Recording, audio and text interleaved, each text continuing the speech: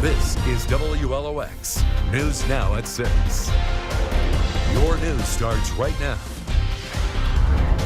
A disturbing discovery leads to a homicide investigation in Jackson County. A deputy found a man dead this morning in the middle of a dirt road near the intersection of North Street and Cook Street. Just moments ago, the Sheriff's Department sent us this picture of the victim's vehicle. It was purchased just yesterday and was last seen at 4 a.m. in Biloxi and hasn't been seen since. Janelle Ford has new information on this murder mystery.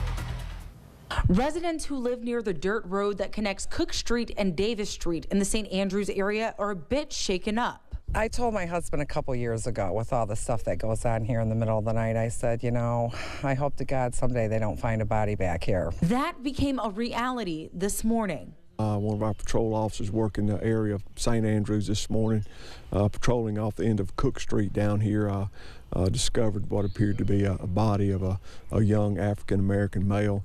That man has yet to be identified. Sheriff Mike Zell describes him as being 25 to 35 years old and wearing a plaid shirt and dark denim-like shorts. The cause of death has yet to be released. It appears to be the results of a homicide. The day analyzing the crime scene, neighbors say during the day it's pretty quiet on that back road. It's really dark, and I've always known it to be quiet back there. But at night, things switch up. It's a common occurrence out here at 3, 4 o'clock in the morning. They come back here and they party. And I usually walk out in the backyard and I just listen, make sure everything's okay and nothing like this is going on. Now they'd like some answers. You know, did it happen there? Was it brought there? You know, really just what happened, why that it would happen, and they would pick way out here to come to do that. In Jackson County, Janelle Fort, WLOX News Now. Now, here's another look at the victim's vehicle, which deputies are still looking for. Anyone with information is asked to call the Jackson County Sheriff's Department. A young man shot and killed around the corner from his home in Biloxi. The murder suspect in custody. Tonight, neighbors are still stunned over the crime. Trang Phambui joins us in the studio with the latest on the murder investigation. Trang. An argument sparked the shooting at 10:30 last night. 22-year-old Leonardo White was shot in the 200 block of Delani Street. He died about an hour later at Merit Health. Those who knew the victim say they still can't believe he's gone. He was an awesome person, an awesome friend, and a great neighbor, because he is amazing. This is hard for you? Yeah. Belinda Olson posted this video of Leonardo White on her Facebook page hours after learning that her 22-year-old friend was killed Monday night. It's not fair. I just saw him. And then, you know, 10 minutes later, you know, I hear that. Of course, I was very shocked. Other neighbors describe White as a quiet, polite young man. They say he lived in this house on Hayes Street. I was very upset. He was very respectable to me. He always respected me. He always spoke to me high. Biloxi police say White was shot in the leg during an argument on Delani Street. The injured man was found outside this convenience store at the corner of Lemieux and Division Streets. I looked out the window and I saw a man lying on the ground. Owner Sing Duan says he had closed the store for the night when he noticed a lot of commotion in the parking lot. I saw about 5 or 6 police cars. I saw the officers and a couple of ladies bandaging the man's leg. I thought he had been injured in a car accident. Duan learned the man died from a woman who came into the store Tuesday morning. She was crying hysterically. I asked her why she was crying, and she told me her husband just died. Her husband came in every day to buy drinks and other things. Police say the suspect, 27-year-old Jesse King of Biloxi, turned himself in. He's now charged with White's murder. He loved his nieces and nephews. He did not have any kids, and he was great with children. How do you feel when you watch this video again? Oh my God, it breaks my heart. Jesse Marcarius King is being held in the Harrison County Jail tonight with no bond because he was out on bond on a felony drug charge from last year. Hugh? Happening right now. Suspects in a Harrison County home invasion are awaiting trial after having their initial hearing in court. In the meantime, the Sheriff's Department is sifting through thousands of dollars in confiscated drugs and weapons. Jonathan Brannon joins us in the studio with more on this developing story.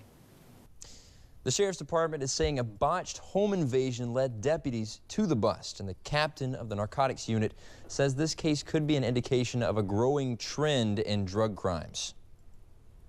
Drugs, guns, money, and lots of it. Deputies recovered thousands of dollars worth of narcotics, paraphernalia, and weapons after responding to a reported home invasion near the Pine Forest Road area. The suspects initially broke into the home right next door, and once deputies found out which house they intended to invade, they got a warrant. When we did the search warrant of that residence, we found, of course, about 8 grams of cocaine, over $5,000 U.S. currency. Plus, containers of marijuana and unmarked pills. According to Captain Ryan Hearn with the narcotics unit, this case stood out to him for several reasons. I've never seen it with people this young before. One of the suspects involved was a juvenile who had even more illegal substances at his home. But that wasn't the only strange element to the case. Hearn also said he doesn't usually see robberies through home invasions when drugs are involved. Used to it say, hey, meet me at so-and-so, and that's where the robbery occurs. Hearn says the technique of targeting the home could end up like this one did and involve even more people than intended. And that puts the whole family in danger, the innocent. I mean, there was people that living at that residence that had nothing to do with this. Hearn says he's seen it before, and he hopes he doesn't see it again for a long time. It's rare. It's not new. It happens, but I hope it stays rare. He hopes criminals will see this case as a lesson that you will, but he also has a message for the public. If you know about something that's going on, we need to know. Captain Hearn says even if you think the info you have is not important, report it. He says what may not be important to you could be what solves a case or prevents a crime from even happening. Now, the 3 suspects in this case had their initial hearing in court this morning. Jonathan, thank you. Funtime USA developers are moving forward tonight with a new set of plans to bring an amusement park to the coast. Following a setback during today's Gulfport City Council meeting, as an attorney for the landowners of the property on Highway 90 and Cowan Road withdrew their request for rezoning the area. Residents near the site had expressed concerns over the noise that could come from the park. Co-owner of the development, Rami Simpson, tells us she was surprised by today's action, but despite the setback, it's not stopping her work on the project. Actually, we have plan B, C, D, E, F, G. So we are moving forward. We're going to go meet right now with some people, and we're going to be moving forward with plans. It's just a surprise to everyone. And Romy Simpson tells me she plans to release how the amusement park will move forward in the next several days. Now, WLOX First Alert Weather. Good evening, South Mississippi. It has been a beautiful day. Lots of sunshine, clear skies, in the shade, a little bit cool. Currently 62 in Gulfport, 68 in Hattiesburg, and that is below our average for this time of year. We've got a game going on at MGM Park. That time, 7:05, so in about an hour, Southern Miss will take on Tulane, and of course, we have to say SMTTT. First pitch, though, mostly clear, pleasant, about 60 degrees. Sun will set at 3 minutes after first pitch, which will be at 7:08. Here's a look at what's going on with that WLOX First Alert radar. We're not seeing any rain. Any of what we're seeing, we're thinking is more than likely a prescribed burn. We're also not dealing with much at all in the way of clouds. That's why we don't think that it's clouds, and it's certainly not rain. That, though, will be starting to move into the area as early as tomorrow morning. We'll see an increase of clouds through the overnight hours, and then we will see a very isolated chance for some light showers through the day tomorrow. Notice, though, through 6 a.m., still not seeing much at all in the way of rain chances. Temperatures falling into the mid-50s. Coming up, we will take a closer look at when we'll see our next round of rain, and we'll let you know about that Easter forecast. ISIS is claiming responsibility for a series of attacks that killed dozens in Belgium. After the break, what Mississippi lawmakers are saying about these latest terrorist attacks, and it's a disease killing tens of thousands of people every year. In tonight's Health Watch, what you can do to prevent colon cancer.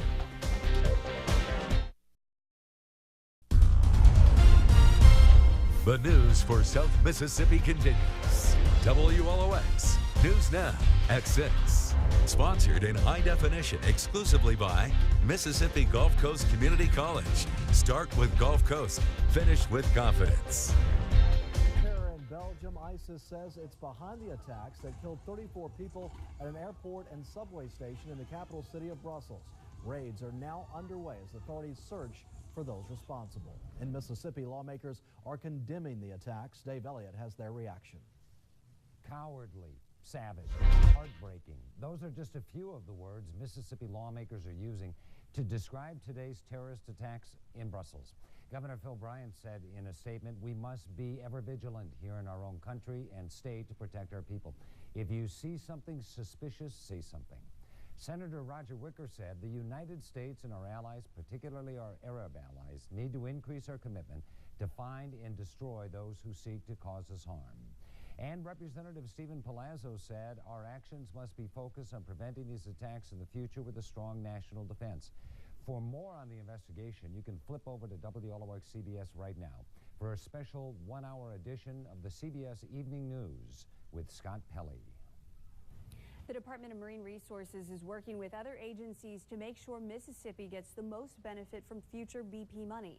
The Commission on Marine Resources heard an update today about an ongoing program that helps ensure such restoration money is being well spent. George Ramsewer told commissioners that the upcoming Round Island Marsh Restoration Project is an example of that interagency cooperation with the spending of BP money. A DMR team meets twice monthly to talk about coordinating restoration efforts. Really, the goal is to make sure that we look at opportunities to leverage money and resources and get Mississippi the best bang for the buck that we can out of the spill money. The Round Island Marsh Project is a joint effort involving the DMR, DEQ, and Army Corps of Engineers. A simple screening can save your life. Coming up, the steps you can take right now to reduce your risk of colon cancer. Tonight at 6:30. Sirens going off. There were sirens going off this morning. An Ole Miss student studying in Brussels, less than a mile from one of the attacks. What he's experiencing tonight. On WLOX. News now at 6:30.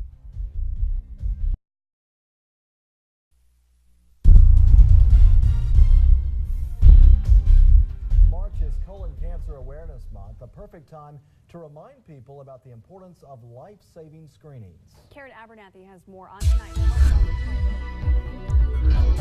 It's estimated that 150,000 people in the U.S. will be diagnosed with colon cancer this year, and 49,000 will die from the disease.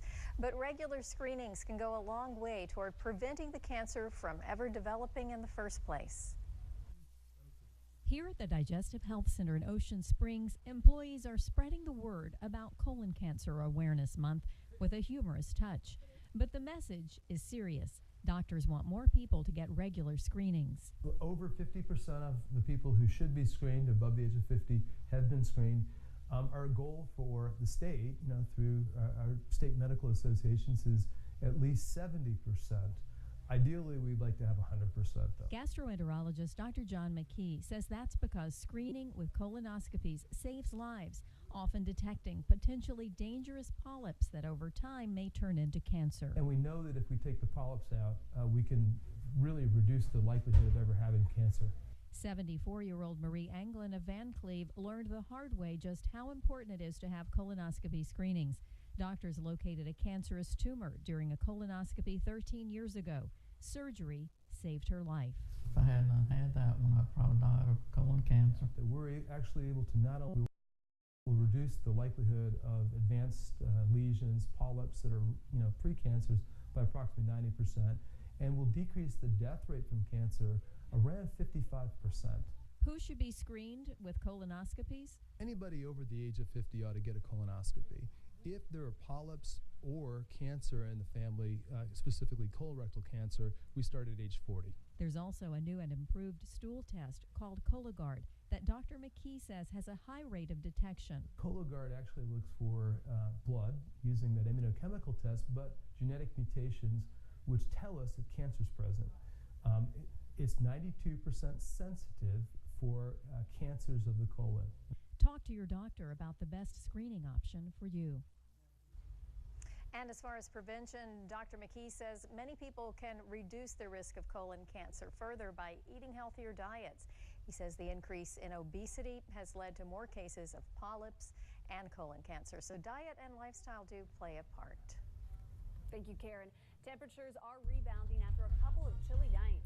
Your extended forecast, what's in store over the next few days? You can find out coming up next.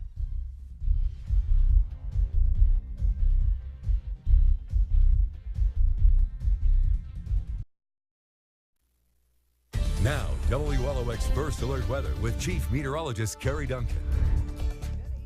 Mississippi, it really is a nice night. Temperatures right around 60 degrees.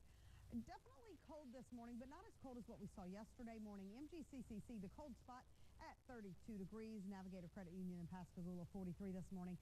And Hollywood Casino Bay St. Louis, 40 degrees earlier this morning. Check out this view from Beauview Condominiums. That sun will set at 7:08. Hancock Banking, Gulfport, and our IP Casino Resort and Spa Tower Cam looking good. Noticing just a few clouds overhead. This evening, if you plan on heading out, Golden Eagles will take on the Tulane Green Wave, and we'll see about 60 degrees at game time at 7:05, so right before our sunset of 7:08. Tonight, we will start to see increasing clouds, about 57 degrees, but we're not expecting rain overnight.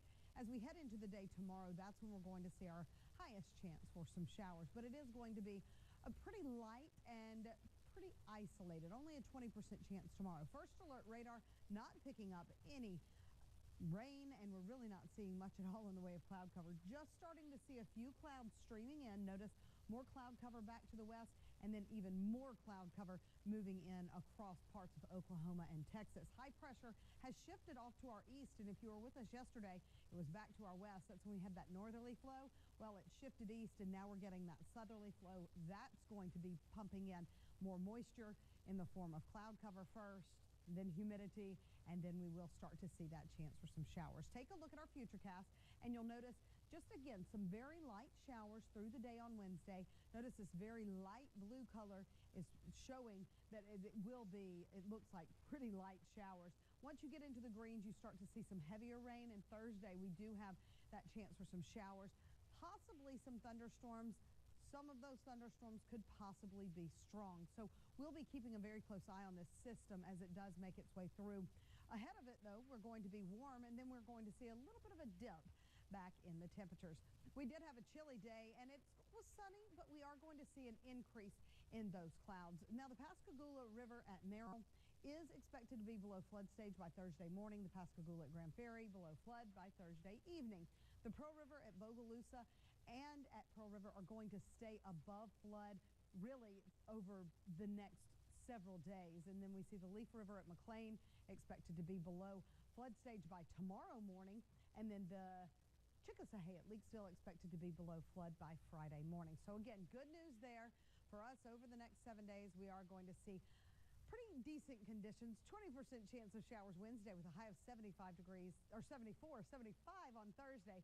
50% chance of showers and thunderstorms. And then notice on Friday, we have a 0% chance of showers, but Saturday, 20% chance. Sunday, it does look like those rain chances are going to be more in the evening hours. Of course, Easter Sunday, that sunrise will be at 6:42. Temperature about 62 degrees, so very mild temperatures. And we will see warm temperatures into the afternoon and into the evening hours. And that rain chance does look like it lasts into Monday as well. So temperatures should pretty much stay warm, maybe from here on out. All right, thanks so much, Carrie. Just in case you needed an extra incentive to eat a donut, find out why your next dessert could benefit a great cause.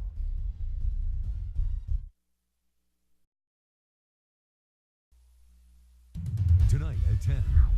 We've had several here that are major. FEMA and MEMA assessing the damage after floodwaters swept through Pearl River County, and those cleaning up the area hoping for a disaster declaration. Tonight at 10.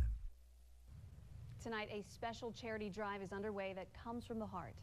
The 5th annual Sophia Moeller Toy Drive is entering its final week at the Tato Nut Shop in downtown Ocean Springs. Sophia, the 10-year-old daughter of David and Teresa Moeller, died of childhood cancer in 2010. Before that, she and her parents stayed at the Ronald McDonald House in Houston while she underwent treatment. The Moellers want to give back to that facility as much as possible. Anyone who donates a toy valued at $10 or makes a $10 donation will be entered into a special drawing at Tato Nut.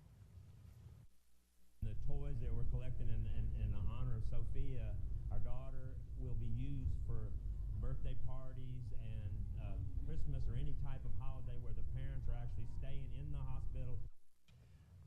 carolers plan to leave for Houston after church on Easter Sunday, hopefully with a moving van full of toys. Be sure and try and help them out. And it looks like they're well on their way. Yes. Thank you for joining us, and we'll see you in a few minutes on WLOX.